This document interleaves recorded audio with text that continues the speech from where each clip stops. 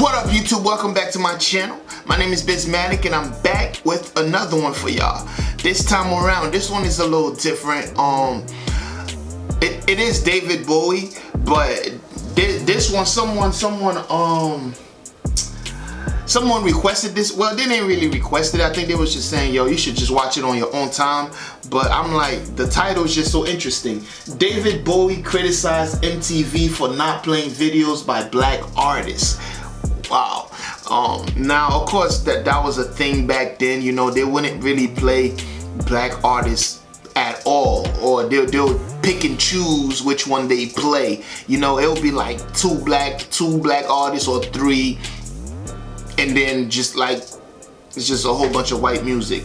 I mean, it is their TV station. They could do whatever they want, but I feel like when you're known for playing great music and you're being so selective, you're not basically choosing the music based on how it sounds. You're just choosing it based on who's making it. I feel like that's a fucked up way to go about things. So seeing this title is dope. I mean, nobody fucking watch MTV anymore anyways. The biggest shows on MTV are just reality nonsense. So, but I used to love MTV, you know, even though I like MTV2 more. MTV2 got a little bit more, you know, it's all shows, but I feel like it's a little bit edgier, you know. That's where Wildin' Out is at and stuff like that. But let's get to it, man. And about David Bowie, he always seemed to me as somebody who has great character. Even when I was watching the last video, which was the Heroes video, just his personality and how he was interacting with the crowd, I was like, oh, this guy is dope. And when he passed away, the things that people were saying about him, I'm like, oh, this guy is dope. So let's watch. I'd like to ask you something. I mean, you know, all right. It occurred to me, having watched MTV over the last few months, that it's a solid enterprise, and it's got a lot going for it. I'm just floored by the fact that there's so few black artists featured on it. Why is that?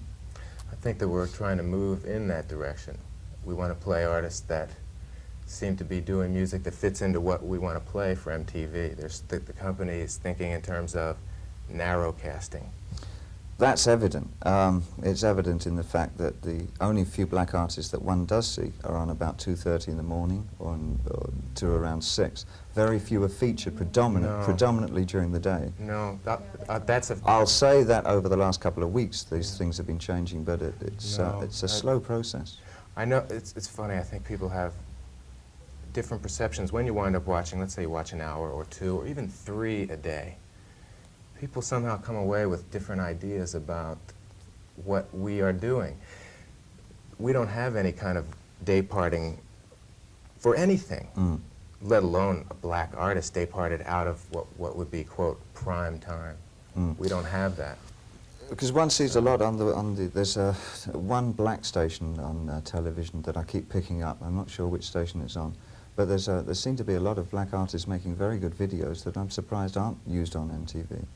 Well, of course, also we have to try and do what we think not only New York and Los Angeles will appreciate, but also Poughkeepsie or Midwest. Pick some town in the Midwest that will be scared to death by Prince, which we're playing, or a string of other black faces. You know what's crazy? I feel like just general media has always been behind the curve, you know, like, because I remember when they wouldn't play rap music in certain places, and now rap is like the biggest genre. I feel like it's because people has always been behind, like the general media, they have always been scared to show black people in different spaces when they think it would be an outrage. I feel like that showed more about who was running the company than the actual world. I do feel like there is racism, but at the same time, I feel like what they fear, it's not really what's going on, you feel me? It's not like they could play this black artist and the whole world is gonna be outraged like, yo, well, what the fuck, why are they playing black artists? I don't even think it's that. I feel like they'll just choose to not watch it. Or you get a couple of people who go to the extreme, oh, I'm gonna write a letter, you know, a Becky, I'm gonna write a letter. You feel me? Cause look how what they were afraid of, look how it evolved. You feel me? It evolved. Cause even when I was younger, when I used to watch MTV in the morning and VH1, they didn't play too many black artists. That's actually how I started to like rock music. That's all they fucking played. All they fucking played was rock music. Of course you get one black artist here and there, but it was predominantly white even when I was growing up, you feel me? So, I mean, it's crazy. You would have to go to other channels to really watch like black music videos like that. And black Very music. Interesting. Isn't that interesting? You know, we have to play the music that we think an entire country is going to like, and certainly we're a rock and roll station now. The question would be asked, well, should, since we're in New York, should PLJ play, the Isley Brothers? Well, you and I might say, yeah, because we have grown up in an era when the Isley Brothers mean something to me, and so do the Spinners, even way after the Isley Brothers. But what does it mean to a 17-year-old? Well, if you talk on the phones to these guys like I did when I was in radio, it's Well, scary. I tell you what it means. I tell you what maybe the Isley Brothers or Marvin Gaye means to a black 17-year-old. Ah. And surely he's part of America as well. No isn't he? question, no question. And that's why you're seeing those things. Do you happen not on find that TV. it's a frightening predicament to be in? Yeah, but less so here than in radio. And is it not? Well, no, don't say. Well, it's not me, it's them. Is it? No, Is well, it that's not? why Is I- it not possible that it should be a conviction of the station and of other radio stations? To be fair, it does seem to be rampant through American media. Should it not be a challenge to try and make the media far more integrated in I those think in it's music, happening. especially of anything in musical terms? Absolutely, I think it's happening because white music and white musicians are now starting to play more than ever, more than they have lately, let's say in the last 10 years. Yeah. What black artists have been into. And now... Did you listen to that? White musicians are starting to play what black people have been into. Thus, that's opening the door. I'm assuming that's what he was about to say. So, because before that he said, well, now it's starting to integrate. So, because white people, when black people do it, it's look, yeah, I just keep doing that. But because white people are starting to play black music, now we could give these black artists a chance. Are you listening to this shit? This is a real interview. Not only that, but you can see it with all the genres. That's how it always has been.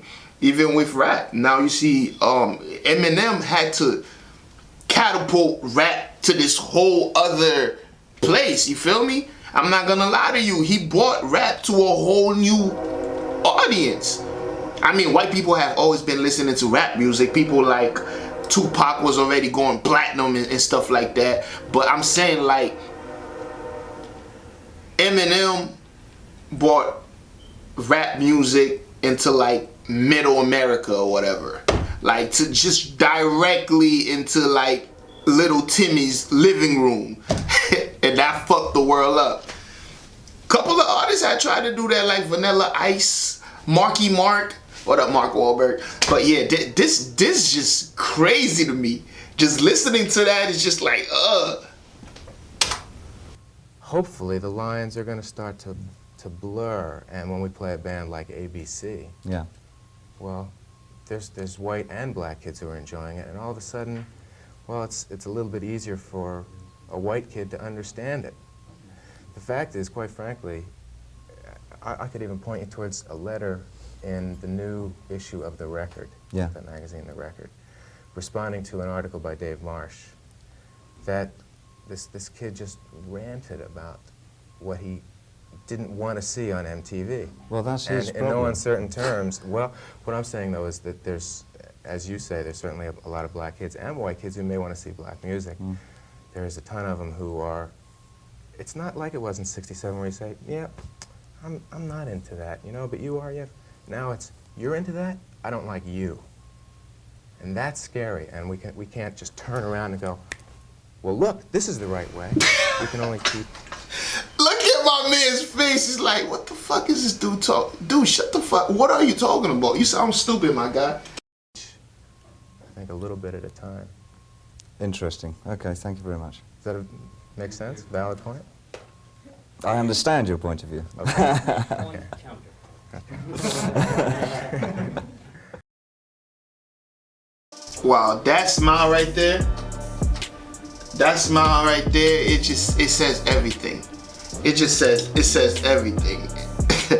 It says everything. It's just like, all right, you're stupid. You know when you realize someone is stupid, you're just, you're a fucking idiot. That's what that smile said.